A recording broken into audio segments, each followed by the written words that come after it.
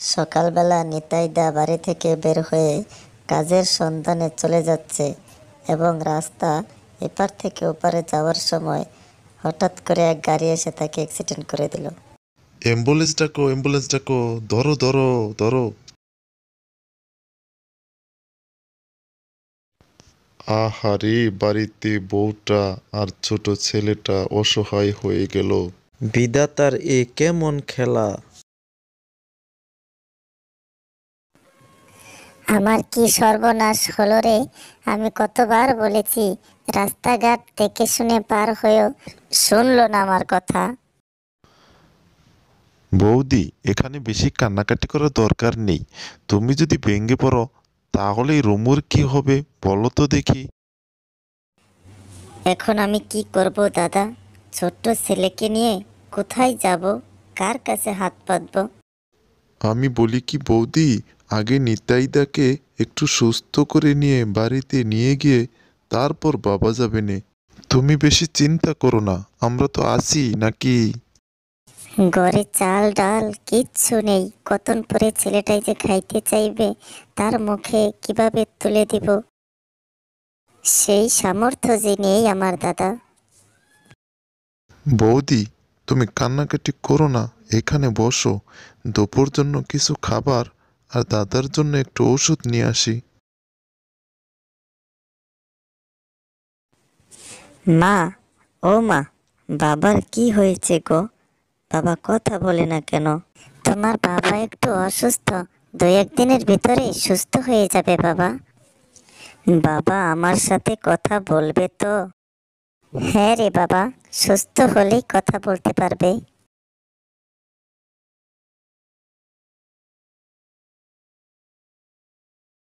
তোমাদেরকে অনেক কষ্ট দিয়ে ফেললাম গিন্নি।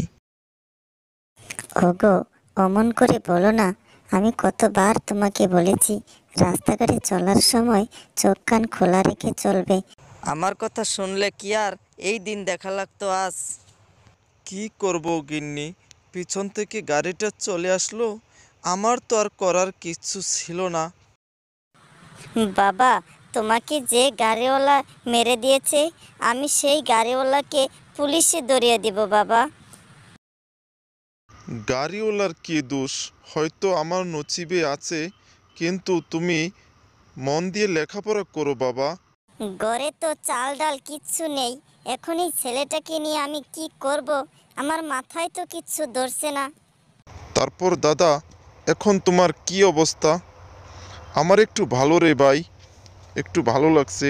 গিন্নি, ওকে বসতে দাও। এ বৌদি, ধরো এই ফলগুলো রাখো। তুই যদি না থাকতি তাহলে আমার যে কি হতো। কি আর হতো দাদা, আমার জায়গায় অন্য কেউ তোমাকে হাসপাতালে নিয়ে যেত। অনেক তো করলি, আমাকে আরেকটা উপকার করবি ভাই। বলো দাদা, যদি আমার সামর্থ্যে হয় আমি অবশ্যই উপকার করব, করব না কেন? যদি বন্দোবস্ত করে দিতে পারতিস। তোর বৌদি আর এই ছোট ছেলেটা এখন না খেয়ে থাকবে। তুমি না হলে একটি কথা ছিল, তোমাকে একটি কাজের বন্দোবস্ত করে দিতে পারতাম, কিন্তু বৌদি তো মেয়ে মানুষ। কিভাবে কি করব? একটা বুদ্ধি আছে দাদা, বৌদির হাতের রান্না তো আমি খেয়েছি, খুবই ভালো। আর প্রতাপবাবুর হোটেলের সাথে তোমার তো জায়গা আছে তাই না? ওই জায়গায় যদি একটা হোটেল দেওয়া যায় তাহলে তো অনেক ভালো হবে। হোটেলে তো অনেক খরচ দাদা, এত টাকা কোথায় পাবো? কিসের এত খরচ? গরিবের হোটেলে এত টাকা লাগে না তো। গরিবরা মাটিতে বসবে আর কলার পাতায় ভাত খাবে। এভাবে কি লোকজন খেতে আসবে আমার ওখানে? ওটা আমার উপরে ছেড়ে দাও বৌদি। কাল থেকে আমরা হোটেলের কাজ শুরু করব। তাহলে আমরা এখন উঠি বৌদি। কিছু মুখে দিয়ে যাও ভাই। না বৌদি, এখন আর কিছু খাবো না, অন্য দিন এসে খাবো।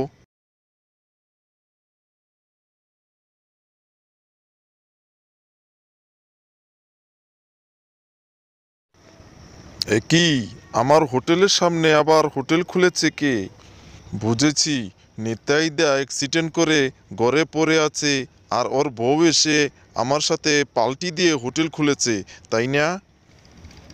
দাঁড়াও দেখাচ্ছি আমি। আরে প্রতাপদা, আসুন আসুন আসুন।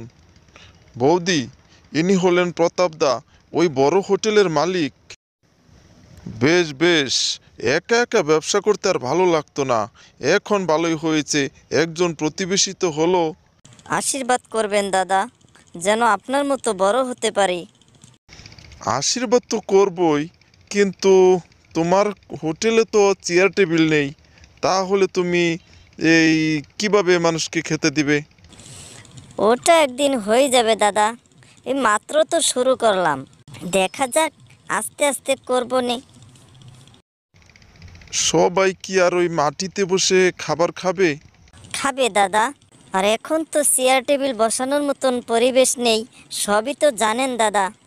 শোনো তাহলে একটি কথা, মাঝখান দিয়ে একটি বেড়া দিয়ে নিবে, তোমার হোটেল আর আমার হোটেল, যেন বুঝতে পারে মানুষে যে দুইটা হোটেল এই জায়গায়।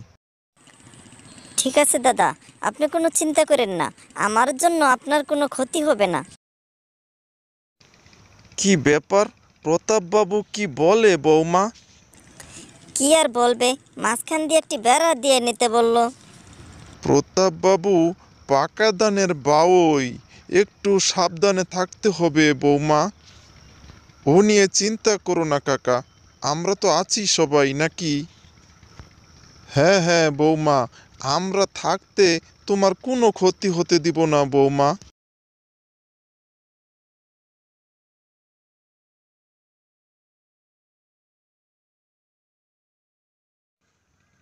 কি গো, তোমার কি হোটেলের কাজ শেষ?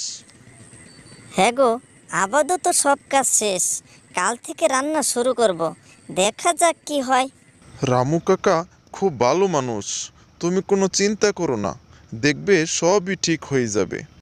আমি কোনো চিন্তা করছি না গো, তুমি তাড়াতাড়ি সুস্থ হয়ে গেলে আমার সব চিন্তা দূর হয়ে যাবে।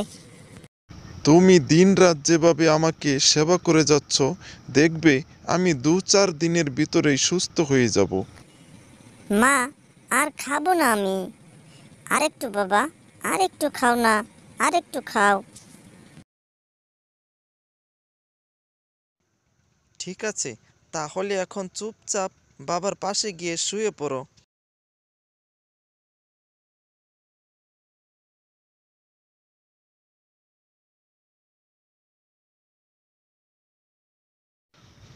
বাহ বাহ বাহ, কি সুন্দর গন্ধ, মনে হচ্ছে আমি আগে একটু খেয়ে নেই।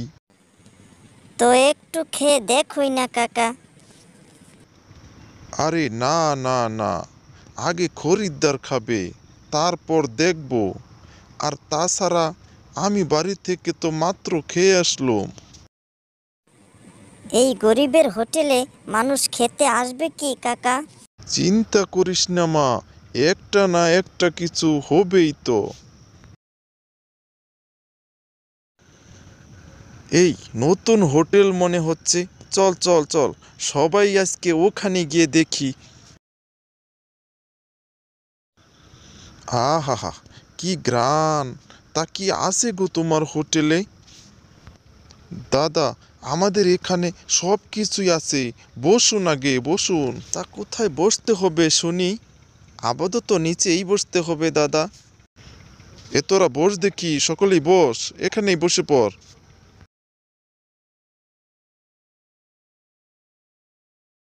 আপনারা খাওয়া শুরু করুন, খেয়ে বলুন তো রান্নাটা কেমন হয়েছে। বাহ বাহ বাহ, কি সুন্দর রান্না, মনে হচ্ছে বাড়ির খাবার খেয়েছি গো, মনে হচ্ছে বাড়ির খাবার খাচ্ছি। বাহ, কি সুন্দর। বড় অসহায় হয়ে এই কাজ শুরু করেছি দাদা। তোমার হাতের রান্নার তুলনাই হয় না। তুমি চিন্তা করো না, তুমি ভালো কাম করেছ, চকচক করলেই যেমন সোনা হয় না, তেমনি ওই বড় লোকের হোটেলে খাইতে গেলে শুধু পয়সাই লাগে, কিন্তু পেট ভরে খাওয়াও হয় না। এখানে আমরা সকলেই খেতে আসব প্রতিদিনই, আর সকলকেও বলে দেব যে এখানে রান্না অনেক ভালো হয়। তাহলে আমরা এখন আসি নাকি?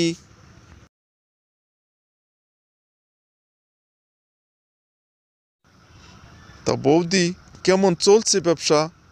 মাত্র তো শুরু করলাম দাদা। ঠিক আছে, ঠিক আছে, তাহলে তুমি কাজ শুরু করো।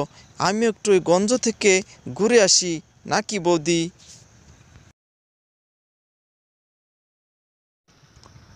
সকলেই পেট ভরে খাবেন, কোনো সমস্যা নেই। আমরা বেশি দামে খাবার বিক্রি করি না। খেতে থাকেন আপনারা, খেতে থাকেন। ভাবলাম গরিব হোটেলে কেউ খেতে যাবে না, কিন্তু দেখা যাচ্ছে ওখানে তো সব মানুষ চলে যাচ্ছে। কি যে করি! ও রামু, ও রামু, এদিকে আয় তো দেখি। কি বলবেন বাবু, বলেন দেখি। তোর মার্কিনের সাথে একটু কথা বলা দরকার ছিল। বেশ তো, কথা বলবেন, কাজবাজ শেষ হোক। এখন তো আমরা সকলেই ব্যস্ত। শোনো বৌমা, তুমি হলে মেয়ে মানুষ, আর নিতাই আমাদের পর কেউ না। আমরা চাইলে এক কাজ করতে পারি। কি কাজ বলেন বাবু, আগে শুনি।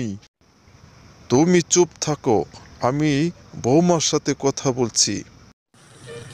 এই রামু কাকাই আমার গার্জিয়ান। আমার সাথে কথা বলা আর ওনার সাথে কথা বলা সমান কথা। শোনো বৌমা, আমার হোটেলে তো চেয়ার টেবিল সবই আছে। তুমি যদি আমার হোটেলে রান্না করো, তাহলে আমরা দুইজনে মিলে ব্যবসা করতে পারি, কেমন হয়? বৌমা কেন তোমার হোটেলে রান্না করতে যাবে, হ্যাঁ? এজন্যই বললাম, কর্মচারীকে বেশি লাই দেওয়া নেই। এই রামু কাকা আমার গার্জিয়ান, আর আপনার কথার সাথে একমত হতে পারলাম না। আর আমার হোটেলে কালকে চেয়ার টেবিল তোলার ব্যবস্থা করছি আমি। চলো কাকা।